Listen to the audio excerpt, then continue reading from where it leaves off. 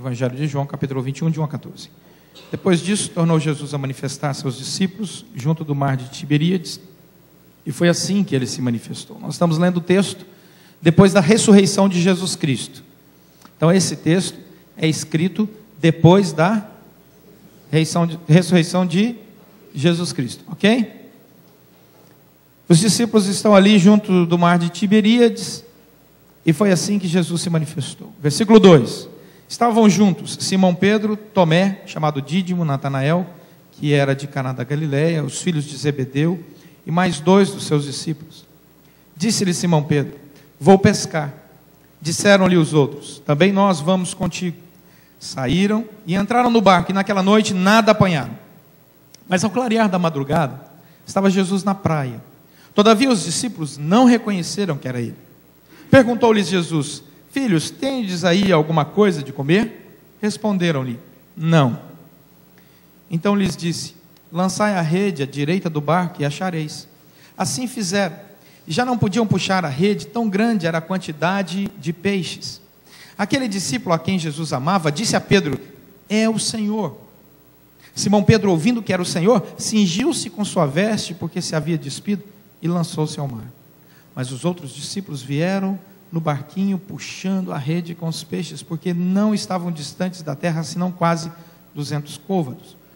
Ao saltarem em terra, viram ali umas brasas, e em cima peixes, e havia também pão. Disse-lhes Jesus: trazei alguns dos peixes que acabastes de apanhar. Simão Pedro entrou no barco e arrastou a rede para a terra, cheia de 153 grandes peixes. E não obstante serem tantos, a rede não se rompeu. Disse-lhes Jesus: vinde, comei. Nenhum dos discípulos ousava perguntar-lhe: quem és tu? Porque sabiam que era o Senhor. Veio Jesus, tomou o pão e lhes deu, e de igual modo o peixe. Já era esta a terceira vez que Jesus se manifestava aos discípulos, depois de ressuscitado dentre os mortos. Vamos orar? Vamos falar com o nosso Deus. Peça ao Espírito Santo que fale ao seu coração pela palavra.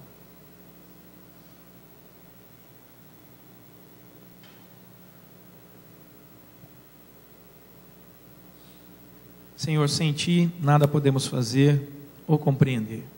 Que o Teu Santo Espírito fale aos nossos corações pela Tua palavra, pois oramos em nome de Jesus Cristo. Amém. Um homem chamado Herman, casado com a Pauline, tiveram um filho. E eles ficaram muito preocupados com seu filho, porque até os 3 anos de idade, seu filho não falava nada, nem uma palavra, absolutamente nada. Nem papai, nem mamãe, nem nada. E eles estavam preocupados. Mas aos 3 anos o filho começou a balbuciar lá, falar suas palavras, eles ficaram mais tranquilos, mas durante toda a vida estudantil desse menino, o menino não foi lá um aluno brilhante, não. Ele era muito tímido, e aos 17 anos prestou vestibular e não passou. E isso entristeceu os pais, que acabaram fazendo com que ele fosse matriculado numa escola rural, lá na Suíça, né? Eles moravam naquela região. E o filho ali se desenvolveu, até que o filho achou que gostava de estudar. Eu não sei se já aconteceu com você, mas existe um tal de até que muda muito a nossa história. Às vezes positivamente, às vezes negativamente. Mas vamos pegar o aspecto positivo aqui nessa manhã. Você diz assim: olha, eu estava complicada a minha vida até que apareceu fulano de tal. Eu estava procurando um médico que desse a resposta para os meus exames, e ninguém sabia nada, até que fui em tal médico e ele me deu a resposta. Eu estava procurando uma igreja para frequentar, até que fui lá na Gávea. Então, o até que muda. O até que dá uma guinada na nossa história. Assim como deu aqui na vida desse menino. E esse menino gostou de estudar uma matéria até que encontrasse ali um bom professor e seguisse a sua jornada. Mais na frente a gente volta a falar sobre esse menino. Ok? O que esse texto nos ensina? Esse texto nos ensina que há uma virada na vida dos discípulos, porque eles estavam sem pegar peixe até que Jesus se manifestou. Então, Jesus vem e se manifesta de maneira real na nossa história e na história real. O texto vai nos dizer, e eu convido você a deixar aí o texto aberto, no versículo 7, que Jesus se manifesta a pessoas reais. O texto vai dizer que eram 7 discípulos. A Bíblia vai nos contar, versículo 2, o nome desses discípulos. Era Pedro, Tomé, Natanael e 2 irmãos, Tiago e João, e mais outros 2. São pessoas reais, são discípulos de fato, pessoas que têm uma história, a casa, você pode ir lá viajar, conhecer a casa deles, a história da família deles. Então o texto não está nos contando uma história fictícia, sobre deuses gregos, por exemplo, sobre entidades espirituais. O texto está dizendo, Jesus se manifestou a 7 homens que historicamente existiram, e que até hoje o registro deles está entre nós. Segunda coisa, é que Jesus se manifesta em um lugar geograficamente verdadeiro, ou seja, o mar de Tiberíades, também chamado na Bíblia de Mar da Galileia ou Mar de Cafarnaum. Se você for do Rio de Janeiro, é Mar de Tiberíades. Se você for de Goiás, é Mar de Tiberíades, né? Então, o lugar existe geograficamente, não é uma invenção, um mito, não é Alice no País das Maravilhas. Então, quando nós falamos sobre a aparição de Jesus Cristo depois da ressurreição, não estamos falando de algo que não se pode comprovar historicamente. São pessoas reais, histórias reais, local geográfico real. Isso é importante. A nossa fé se baseia em fatos reais. Louvado seja Deus por isso. E aí o que acontece? Acontece que esse texto conta a história para nós da manifestação de Jesus e de uma carência na vida dos discípulos. Eu não sei se acontece com você, mas nós também, eu e muitos que eu conheço, também têm as suas carências. E Jesus vem para responder às nossas carências. E o texto vai contar que Jesus se manifesta para responder carências. E a primeira coisa que ele deixa bem claro, ele quer evidenciar, é a nossa carência. Ou seja, a Bíblia diz que todos nós somos carentes. Alguns admitem isso, outros demoram a admitir. Mas com o passar do tempo não tem jeito de não admitir. E o texto nos conta, aqui no versículo 3, que os discípulos tinham recebido a manifestação de Jesus Cristo, já tinham visto Jesus Cristo ressuscitado, mas Jesus Cristo aparecera e desaparecera. Ora, eles estavam carentes. Por quê? Jesus ressuscitou, apareceu, mas depois desapareceu. E o versículo 3 conta que esses discípulos ali reunidos, entristecidos com esse desaparecimento de Cristo, pós-ressurreição, eles decidem ir pescar. Olha o que diz o versículo 3. Eu vou pescar, Pedro falou. E os outros falaram, vamos com você. Aí os comentaristas bíblicos começam a divergir sobre o porquê Pedro falou, vou pescar, e os outros também concordaram. Por exemplo, está lá no nosso telão, Hoskins, um comentarista, diz que a palavra de Pedro, vou pescar, foi uma completa apostasia. Ou seja, cansei de esperar na fé em Cristo Jesus, estou indo embora, essa fé não serve mais, porque Cristo apareceu só uma vez ressuscitado e não apareceu mais. Na verdade, tinha aparecido 2 vezes. O Barrett vai dizer que é impensável olhar para os discípulos e imaginar que eles estavam voltando à sua vida profissional. Não, não foi isso que aconteceu. Deve ter acontecido qualquer outra coisa menos isso. O Brown, um outro comentarista, vai dizer que a atitude de ir pescar dos discípulos era despropositada e foi empreendida no desespero de quem está triste pela ausência de Cristo. O F.F. Bruce diz que era uma atividade normal ir pescar, não é? E quem gosta de pescar sabe que pescar, para quem gosta de pescar, é uma atividade normal. Eu que gosto de pescar, o reverendo Duzi aqui, a gente até acha que vai além do normal, é espiritual. É espiritual. Então o Bruce diz, não, era algo normal. Eu gosto muito da colocação do Murray, que ele diz que eles precisavam comer, eles eram pescadores, estavam com fome e vão fazer o quê? Vão pescar.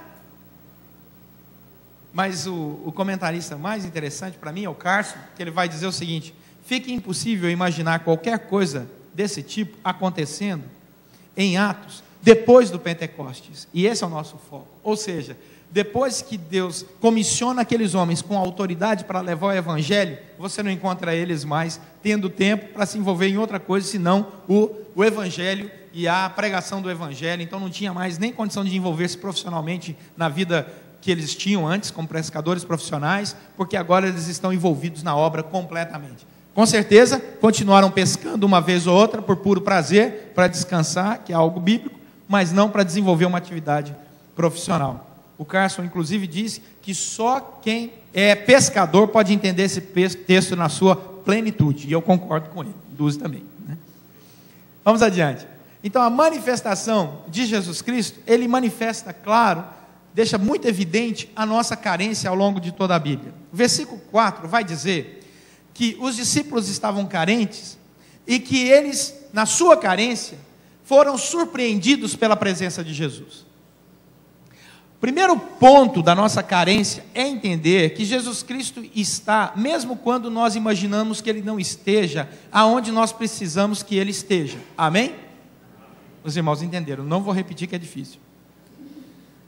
Jesus está ali. Eles não reconheceram, eles não sabiam, eles não perceberam, mas Jesus estava ali. Muitas vezes nós enfrentamos carência nas nossas vidas e achamos que estamos sozinhos, que Deus se esqueceu de nós, que Deus não está manifestando a sua presença, mas Ele está ali. Jesus falou que estaria conosco todos os dias até a consumação dos séculos. Então, se você descer ao mais profundo abismo, subir o mais alto dos céus, Jesus estará lá. A palavra dele nos promete isso. Deus triuno é onipresente. E Jesus manifesta isso de maneira clara. Eles não estão esperando a presença de Jesus. Olha o que diz o versículo 4. Ao clarear a madrugada, estava Jesus na praia. Todavia, os discípulos não reconheceram que era Ele. Eu vou dizer uma coisa, muitas vezes Jesus andou ao seu lado e você não reparou, não percebeu que era Deus que estava acompanhando você. Muitas pessoas acham que foi a sorte que livrou, que foi, não, fulano apareceu do nada. Não tem do nada. Tem um Deus presente que dirige pessoas, que organiza eventos, que cuida de você.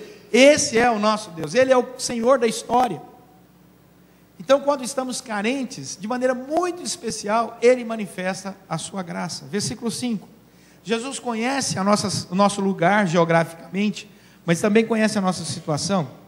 Diz o versículo 5, e essa tradução do grego é fantástica no versículo 5, porque diz aí no versículo 5 o seguinte: filhinhos, tem alguma coisa de comer? Responderam, não, não temos.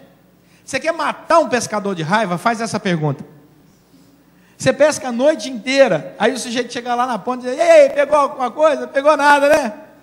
Aí você tem que dizer, não, peguei nada não, né? Foi o que aconteceu. A tradução dessa frase no grego é riquíssima, porque no grego, que é a língua original que foi escrita no Novo Testamento, a expressão prosfagion, com a partícula me, traduzida, significa o seguinte, se a gente fosse traduzir ao pé da letra no grego, seria o seguinte: rapazes, vocês não têm nenhum pedacinho de peixe aí para comer, né? Não pegaram nada, né? Entendeu? Não, Senhor, não pegamos nada. Qual a intenção de Jesus? É revelar e deixar que eles verbalizassem a sua real carência. Ele diz assim, confessem que vocês não têm nenhum pedacinho de peixe para comer. Pegaram nada, né? Pescadores profissionais, num mar que vocês conhecem, com a rede enorme, não pegaram nada, né? Nem um pedacinho para comer, né? Não, Senhor, não pegamos nada. Jesus conhece a nossa situação. Ele sabe se existe um pedacinho ou um banquete armado na nossa casa. Ele está longe do barco. Lembre-se, ele está na praia. O barco está a mais de 90 metros dele. E ele diz assim, não tem nada aí dentro, né? A pergunta é, como é que ele sabe que não tem nada lá dentro? Como é que ele sabe que eles não pegaram nada, se eles pescaram a noite inteira e eram profissionais da pesca? Porque Jesus sabe todas as coisas, Ele conhece as nossas carências melhor do que nós mesmos. E muitas vezes Ele quer que você verbalize sua carência. Que você confesse a sua carência. Que você confesse aquilo que está lá no Evangelho. Sem mim, disse Jesus, nada podeis fazer. Entregou agora? Entreguei. Cansou de lutar? Cansei. Então, consagra aqui que eu vou cuidar do caso. Versículo 6. Quando Jesus se manifesta, Ele deixa evidente a nossa carência, mas Ele sempre indica uma solução. Diz o texto aí, que Ele fala assim, lança a rede para o lado direito. Ele sempre faz isso. Ele sempre indica o caminho para aqueles que têm relacionamento com Ele. Lá em Lucas, no capítulo 5, houve uma outra pesca, com esses mesmos personagens, aconteceu a mesma coisa, e Jesus fez a mesma coisa, joga a rede lá para o outro lado, e eles jogaram. E é interessante porque Ele indica a solução. Preste atenção que a palavra não está colocada ali por acaso, né? Num princípio, até quando eu estava escrevendo, ela apareceu assim meio que por acaso. Eu coloquei indica, depois eu pensei, falei, vou mudar essa. Falei, não, peraí, essa é a palavra mesmo. Porque Jesus não pesca para eles, perceberam? Ele só indica. Ele não vai lá pescar e colocar o peixe dentro do barco e falar, agora vocês estão alimentados, podem ir embora. Não, ele ensina como pescar. Mas quem tem a responsabilidade de pescar são os discípulos. Então ele aponta o caminho, fala, ó, se você fizer isso, você vai colher bons frutos. Se você fizer isso, você vai ter uma boa pesca. Se você seguir esse caminho, você será abençoado. Ele indica. Mas ele não vai trazer coisas e colocar lá na sua casa. Por isso que o cristão tem que sair para trabalhar, porque quando ele sai para trabalhar, Deus indica, Deus guarda, Deus preserva, Deus capacita, mas a conquista é sua. Deus indicou, mas a conquista é sua. Por isso que a Bíblia diz que nós somos cooperadores com Deus. Ele nos dá esse privilégio de sermos cooperadores. Então não adianta, pela fé, ficar sentado em casa esperando o peixe chegar, porque ele não vai chegar. Ele só diz, vai para aquele lugar que a indicação é essa. Agora, quando Jesus se manifesta, ele exige uma resposta. E a resposta à manifestação está clara no texto, olha o versículo 7. Aquele discípulo a quem Jesus amava, que é João, disse para Pedro, é o Senhor. E Simão Pedro ouviu que era o Senhor, cingiu-se com a sua veste, porque se havia despido, e lançou-se no mar. Quando Jesus se manifesta, existe uma resposta. E a resposta à manifestação, diz o versículo 7, tem um passo fundamental, que é o reconhecimento pela experiência. Quem foi que escreveu esse evangelho, meus irmãos? João. E o que João diz? Pedro é o Senhor Jesus. Por que João reconheceu Jesus, Pedro não reconheceu, Natanael não reconheceu, Tiago não reconheceu, os outros que estavam ali no barco não reconheceram? Porque João tinha guardado no seu coração a experiência anterior, revelada lá em Lucas capítulo 5, aonde o Senhor havia revelado da mesma forma, aparecido na praia e dito, vocês não pegaram nada? Joga a rede para o lado de lá. Nós precisamos aprender com a experiência. Deus se revela ao longo da nossa história, Deus se revela dia após dia ao longo da nossa história, e se nós não pegarmos a experiência das revelações de Deus, das respostas de oração de Deus, das indicações de Deus, nós vamos desanimar na jornada cristã, e vamos achar que Deus não responde. Mas quantas das nossas orações foram respondidas? Quantas vezes Deus interveio na nossa história com graça sobre graça, e nos dirigiu com imenso amor, até o ponto em que nós nos sentíssemos vitoriosos? João não esquece disso, ele diz assim, Deus está se manifestando, e eu sei o caminho, porque eu tenho experiência com esse Senhor, eu reconheço. Segunda coisa, olha o versículo 7, é o reconhecimento da autoridade. Eu vou andar, hein, câmera? Estou andando. É o reconhecimento da autoridade, eu não aguento ficar parado do lado só. O reconhecimento da autoridade está no fato de que Pedro pegou a roupa, cingiu-se com ela e pulou na água. Não é isso que o texto está dizendo?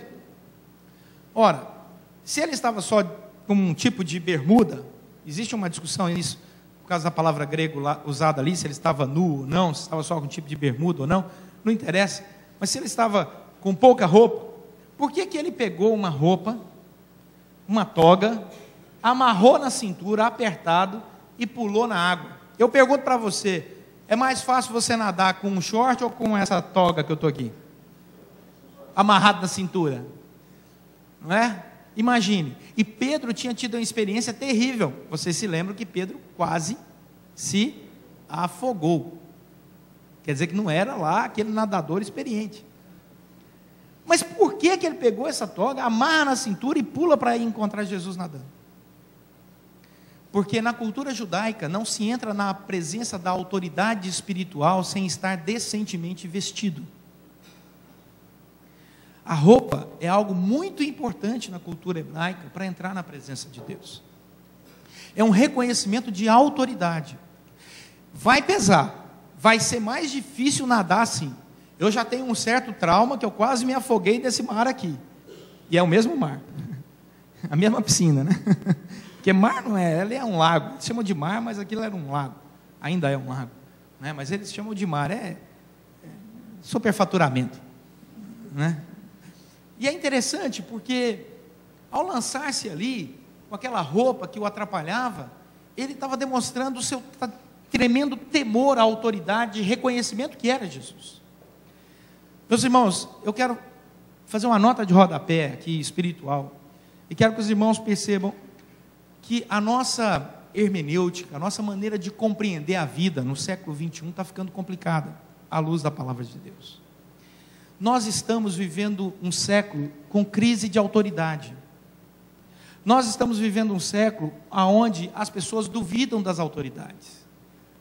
Nós somos bombardeados todos os dias com uma crise de autoridade pela televisão. As autoridades, entre aspas, instituídas, decepcionam demais.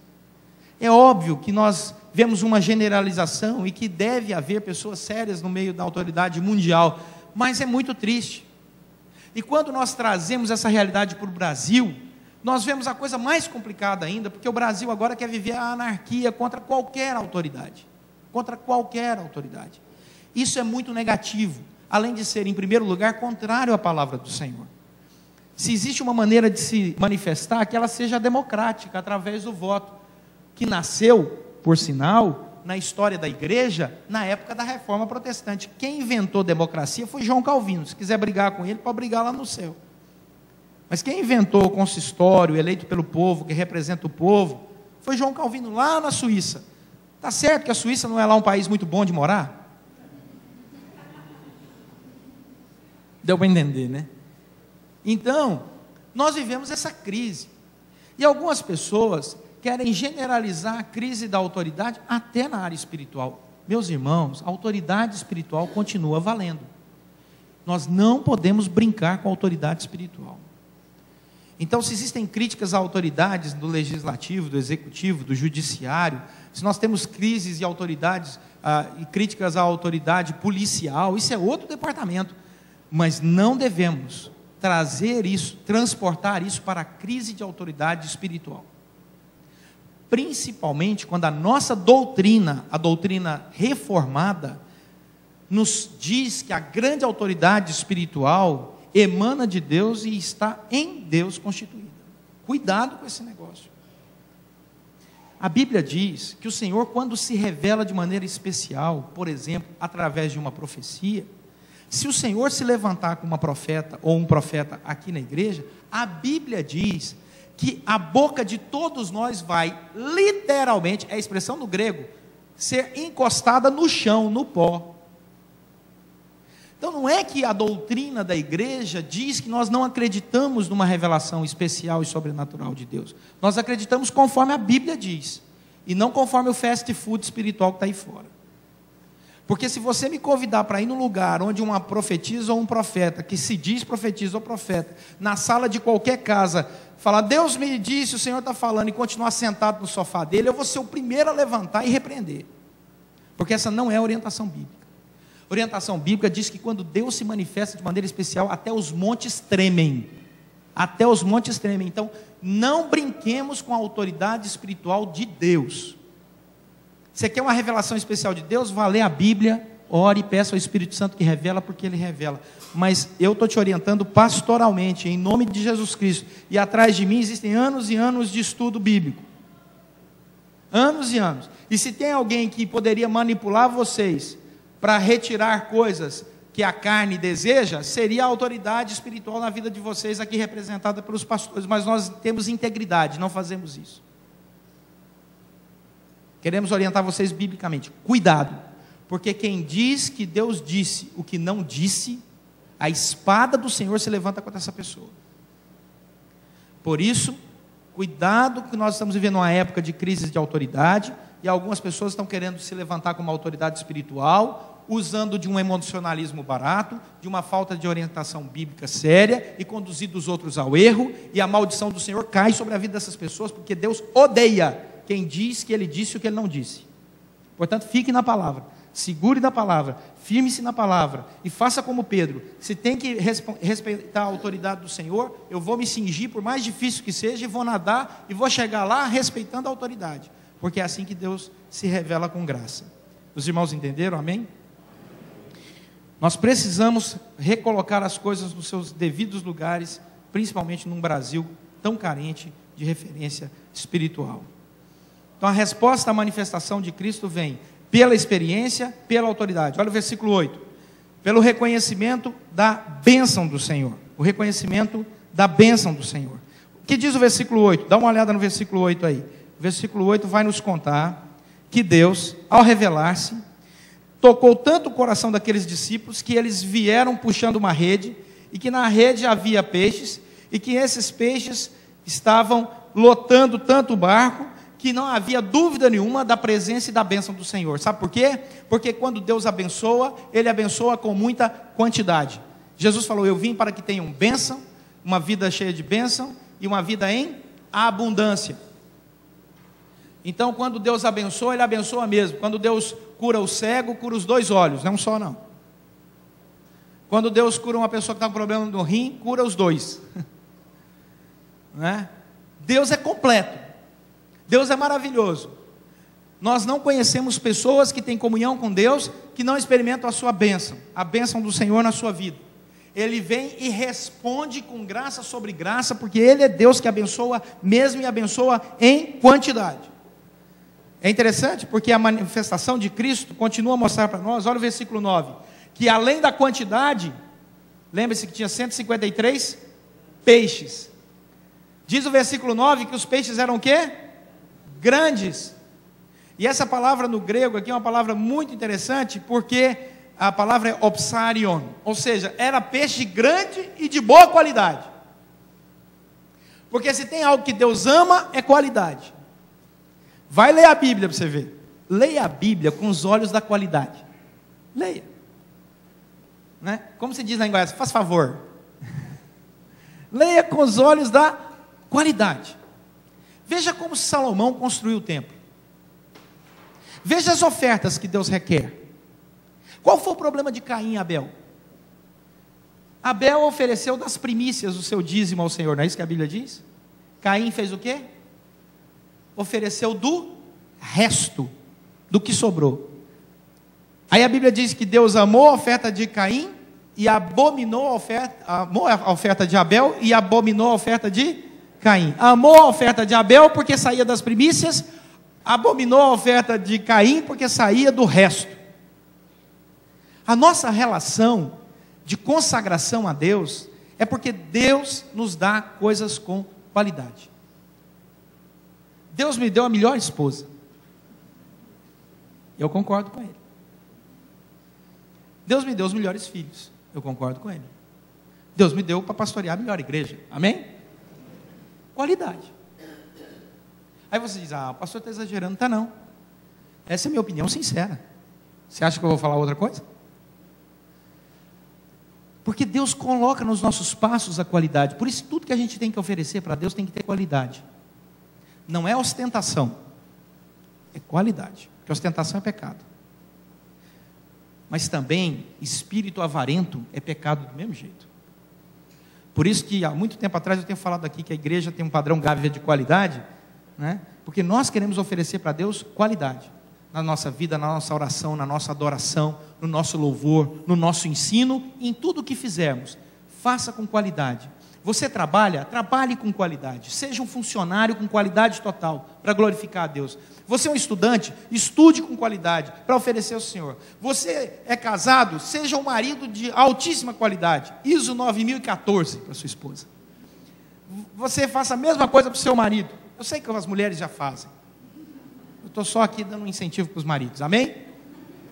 As mulheres perderam a bênção. Os homens, eu sei que os homens já fazem. Estou dando um incentivo para as suas mulheres. Amém? Aí os homens pegaram a bênção, tá vendo? Então, essa é uma relação importante na nossa vida. Então nós precisamos ver porque Jesus fazia isso. Jesus podia ter dado qualquer peixe, concorda? Jesus podia ter dado qualquer peixe. Jesus podia ter arrumado umas sardinhas lá. Quem está com fome, meu querido, sardinha é banquete. Para quem está com fome, sardinha é banquete. Para menino sem ninguém, você passou a mão na cabeça, você virou tio. Da noite para o dia, por causa da carência. Mas Deus vai lá e pega os melhores peixes. Porque é isso que Ele quer. Que a gente aprenda nos detalhes. Quer ver outra coisa? Versículo 10. Ele incentiva, na hora que Ele se manifesta, a doação. Ele diz assim, quando eles chegam na praia, diz o texto, que já tem braseiro, Imagina o fogo que Jesus fez, ele deve ter sido espetacular, né? Haja fogo, buf. Coloca um peixe maravilhoso, já tem peixe. Mesmo assim, olha o que diz o versículo 10. Ele diz: vocês trouxeram peixe? Pega lá alguns dos peixes que vocês trouxeram e vamos assar aqui também. Jesus precisava do peixe deles? Não. Ele poderia ter colocado ali um peixe para cada um, mas como eram futuros pastores, ele poderia ter colocado 2 ou 3, porque pastor come muito, né? Então, ele não fez isso não. Ele colocou peixe ali, mas mandou que eles trouxessem o peixe que eles tinham pego, porque ele quer incentivar coparceria e doação. Por que a igreja vive de dízimos e ofertas? Porque Deus precisa do nosso recurso? Não. É para que nós sejamos incentivados a sermos coparticipantes da obra do Senhor. E fazemos isso com qualidade. Deus não precisa dos nossos recursos, meus irmãos. Nem do meu, nem do seu. Mas por que Ele nos incentiva a doar? Porque Ele se doa. Tem um comentarista que disse uma coisa muito interessante, o Carson. Ele disse assim: Jesus Cristo, antes da ressurreição, serviu os seus discípulos lavando os seus pés. E depois da ressurreição, continuou servindo os seus discípulos, lhes dando de comer. O que é que Jesus queria nos ensinar? Servir sempre. Servir sempre. Versículo 11. Jesus Cristo continua agindo nos pequenos detalhes. Olha o que diz o versículo 11. Apesar de serem 153 grandes peixes, não obstante serem tantos, a rede não se rompeu. É o João que está escrevendo, porque era João que estava puxando a rede.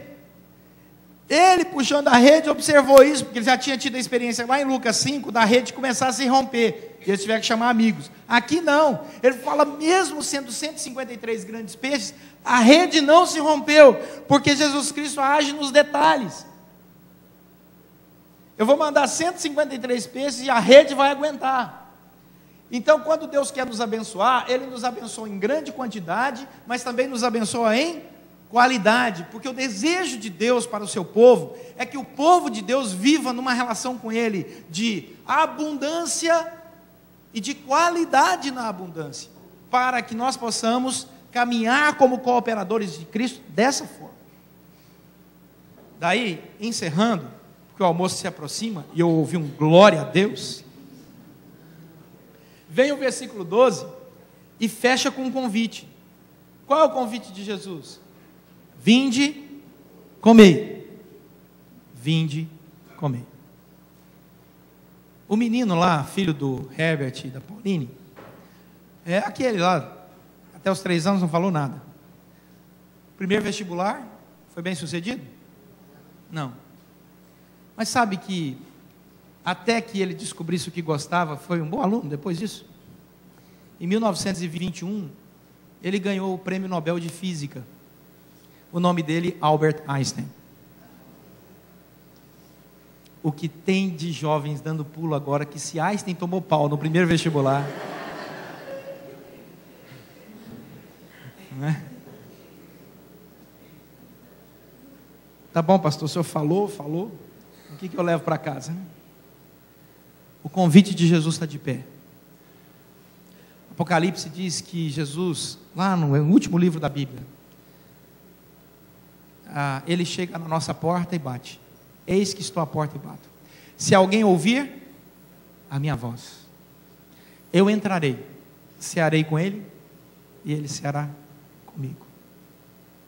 O convite de Jesus continua valendo. Jesus quer que você experimente, no meio das suas carências, a alegria da suficiência, da providência, da misericórdia e do cuidado de Deus.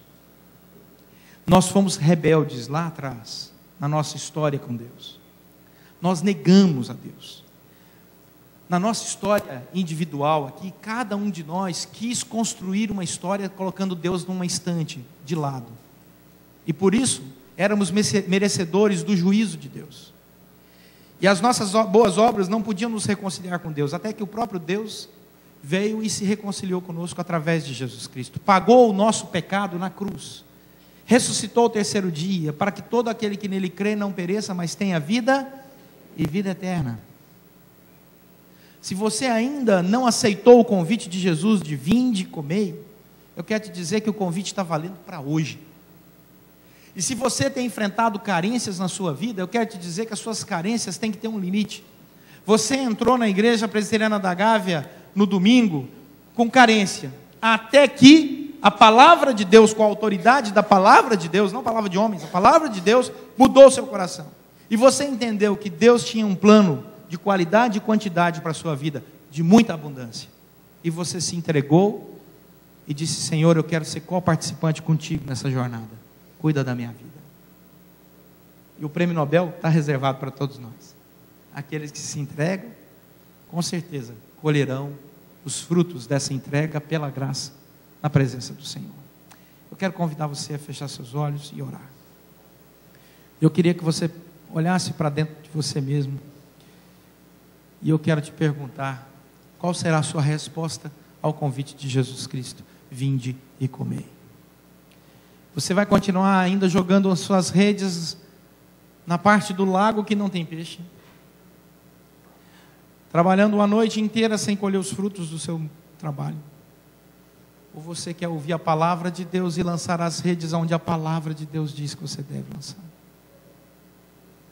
O que você quer? Você quer se submeter ao Senhor e falar: Senhor, eu quero oferecer a qualidade da minha vida, da minha existência ao Senhor? Ou quer continuar construindo uma qualidade por si só que não vai levar a lugar algum? Jesus Cristo está te convidando: vinde e comei. E se você ainda não entregou a sua vida a Jesus, hoje é o dia.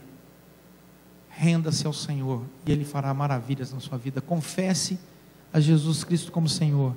Diga: Senhor, eu quero entregar minha vida, eu quero que o Senhor dirija os meus passos, eu quero que o Senhor fale ao meu coração, eu quero ler essa Bíblia e quero que ela faça sentido para mim. Senhor, eu estou entendendo a sua vontade, o seu projeto, eu quero me entregar a Ti nessa manhã. Eu quero sair daqui diferente do jeito que entrei. E se você está sentado aí e tem carências, consagre todas elas ao Senhor agora, em nome de Jesus Cristo. E peça que o Senhor cuide de você. E se você quer uma oração especial, levante do seu lugar e venha aqui que eu vou orar por você. Quero descer essas escadas e orar por você. Você quer orar por uma carência especial? Pode vir aqui, vamos orar juntos. Você quer fazer um compromisso com Cristo? Pode levantar, vir aqui. A Bíblia diz que isso é um ato de fé. Como Pedro se cingiu e lançou no mar, eu te convido agora a se lançar aqui à frente, se assim o Senhor está falando ao seu coração.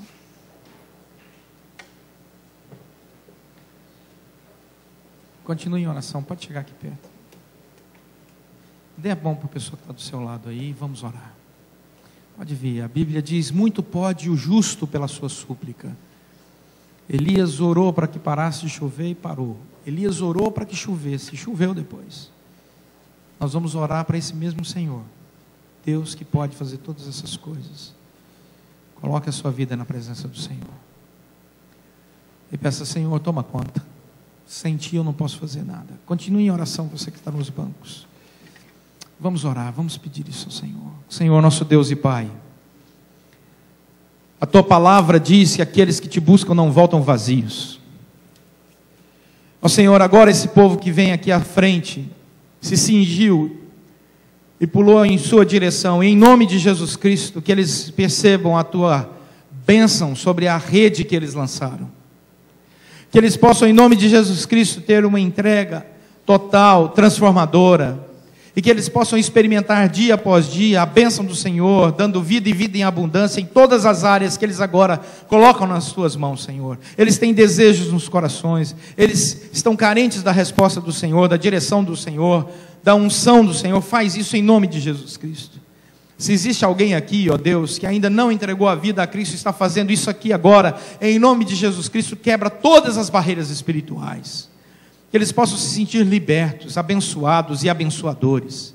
Ó Senhor, faça com que a unção especial do Teu Santo Espírito guie esses nossos irmãos e irmãs aqui à frente, que se dispuseram a experimentar essa entrega ao Senhor, nessa manhã. Faz isso, Deus, que eles possam sair daqui com um testemunho nos lábios, e que possam voltar aqui à casa do Senhor com testemunho de vitória para a glória do Teu nome. Cuida deles, ó Deus, cuida do Teu povo aqui reunido, Abençoa a tua igreja, pois nós oramos pedindo a tua bênção especial sobre eles, em nome de Jesus Cristo, nosso Senhor e Salvador. Amém. Amém. Amém. Deus abençoe, irmãos. Deus abençoe. A igreja pode se colocar de pé, vamos orar e receber a bênção, a igreja toda, e depois da bênção cantaremos um amém tríplice. Vamos falar com Deus. Senhor, nosso Deus e Pai, a tua igreja veio aqui porque te adora, reconhece o teu senhorio, reconhece o teu chamado para o ajuntamento santo. Agora, ó Deus, que o Senhor dirija cada um debaixo da tua graça, da tua paz, da tua misericórdia, que o Senhor cure os enfermos, que o Senhor transforme a realidade daqueles que necessitam, ó Deus, da ação especial do Senhor, e que em todos os lábios aqui haja louvor pleno na tua presença. Oramos pedindo isso e a tua bênção sobre nossas famílias aqui representada, em nome de Jesus Cristo, nosso Senhor e Salvador.